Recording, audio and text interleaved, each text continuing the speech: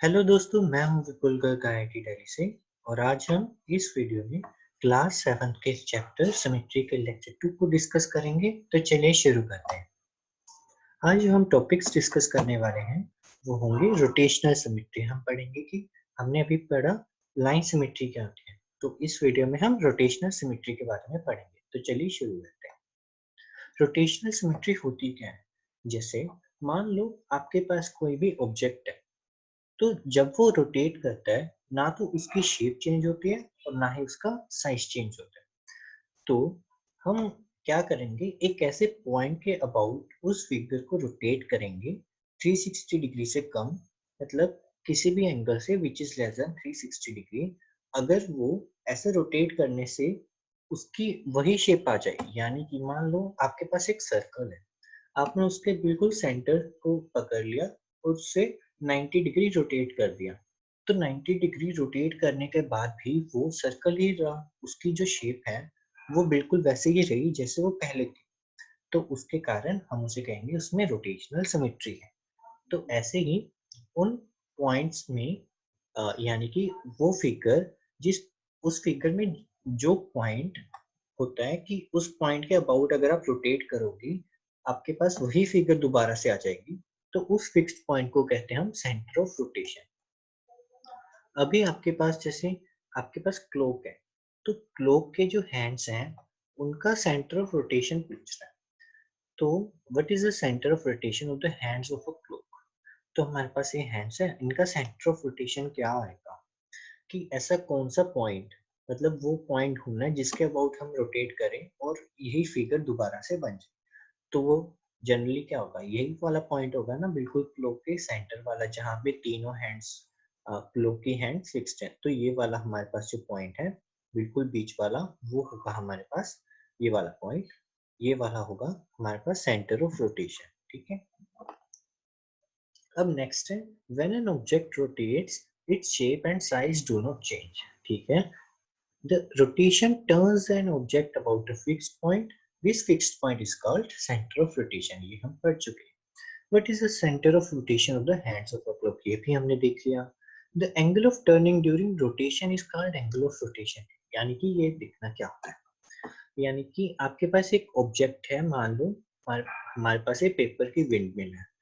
तो वो minimum angle, अब कितने कम से कम एंगल से इसे रोटेट करो, जैसे कि ये वाला है हमारे पास, आप इसे कितने कम से कम एंगल से रोटेट करोगे ताकि उसकी वही शेप आ जाए। जैसे इसको हमने 90 डिग्री रोटेट किया, तो जैसे ये पहले दिख रही थी वैसे ही ये अभी दिख रही है। तो उस कम से कम उस मिनिमम एंगल को कहते हैं हम एंगल ऑफ रोटेशन। तो इससे हमें ये डेफिनेशन क्लियर हो जाएगी। एंगल ऑफ रोटेशन यानी कि वो मिनिमम से मिनिमम एंगल जिससे हम उसे फिक्स पॉइंट के अबाउट रोटेट करें ताकि वही शेप हमें दोबारा मिल सके। A full turn, means a rotation of 360 degree. ठीक है।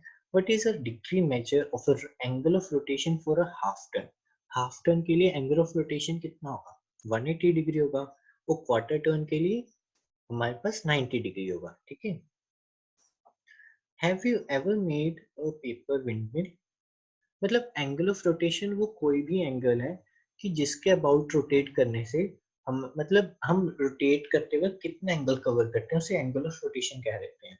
और अगर हमें यहाँ पे ढूंढना होता है तो हम कहेंगे कि भाई इसे कितना रोटेट करें ताकि वो वैसे ही शेप में आ जाए, तो हम उसे 90 डिग्री भी एंगल ऑफ रोटेशन ही है, 180 डिग्री भी एंगल ऑफ रोटेशन है। यानी कि वो मिनिमम हटा देना जो मैंने कहा था कम से कम, वो मिनिमम नहीं है, लेकिन वो कोई भी एंगल जिससे रोटेट करने से वही शेप दोबारा मिल जाए तो उसे कहते हैं angle of rotation. Have you ever made a paper windmill, जो हमने अभी अभी देखी थी। The paper windmill in this picture, जैसे ये है, लुक सिमेट्रिकल। ठीक है, but you do not find any line of symmetry. अब देखो, इसमें हमारे पास कोई भी लाइन ऑफ सिमेट्री नहीं है। जैसे कि यहाँ पे आप करोगे ये भी नहीं है, और अगर आप ये वाली करोगे तो ये भी लाइन ऑफ सिमेट्री नहीं है। तो इसमें लाइन ऑफ सिमेट्री तो नहीं है। तो इसमें कौन सी सिमेट्री है? इसमें रोटेशनल सिमेट्री है। यानी कि अगर आप इस फिगर को इस पॉइंट के अबाउट 90 डिग्री रोटेट करोगे या 180 डिग्री रोटेट करोगे या फिर 270 रोटेट करोगे, तब भी हमें वही फिगर मिल जाएगी।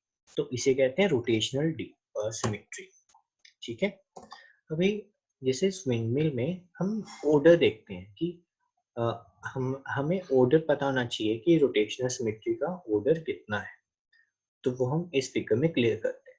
अब रोटेशनल सिमेट्री का ऑर्डर क्या होता है कि उसी फिगर को हम मैक्सिमम कितने बार घुमा सकते हैं कि वो एक कंप्लीट रोटेशन होने से पहले हम उसे मैक्सिमम कितनी बार घुमा सकते हैं कि उसकी शेप चेंज ना हो। जैसे ये फिगर है, हमने इसे एक बार 90 डिग्री घुमाया, फिर दूसरी बार घुमाया, एक बार पहले हमने 90 डिग्री घुमाया इसे, तो क्या आएगा, सी ऊपर आ गया, ये वाला सी ऊपर आ गया, डी नीचे आ गया। फिर हमने इसे 90 डिग्री घुमाया, फिर सी लेफ्ट साइड आ गया, फिर हमने 90 डिग्री किया, सी नीचे आ गया, और फिर किया, सी हमारे पास वापस उसी पोजीशन में आ गया जहां से चला था। यानी कि हम पूरी रोटेशन में कितनी नंबर ऑफ उसे घुमा सकते हैं, कितने नंबर ऑफ रोटेशंस कर सकते हैं ताकि हमारे पास वही फिगर दोबारा से अटेन हो जाए, तो उसे कहते हैं ऑर्डर ऑफ रोटेशनल सिमेट्री।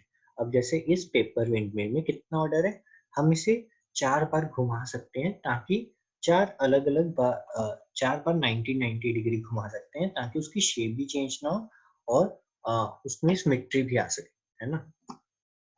अब इस क्वेश्चंस को देखते हैं कि हमें ऑर्डर ऑफ रोटेशनल सिमेट्री पता करना है कि क्या होगा। अब जैसे ये क्रॉस यानी कि क्या, हमें इस फिक्स्ड पॉइंट के अबाउट घुमाना है, यहाँ इसके अबाउट हमें घुमाना है। तो इसे क्या करेंगे, सर्कल को क्या करेंगे, हम 90 डिग्री 4 बार घुमा लेंगे।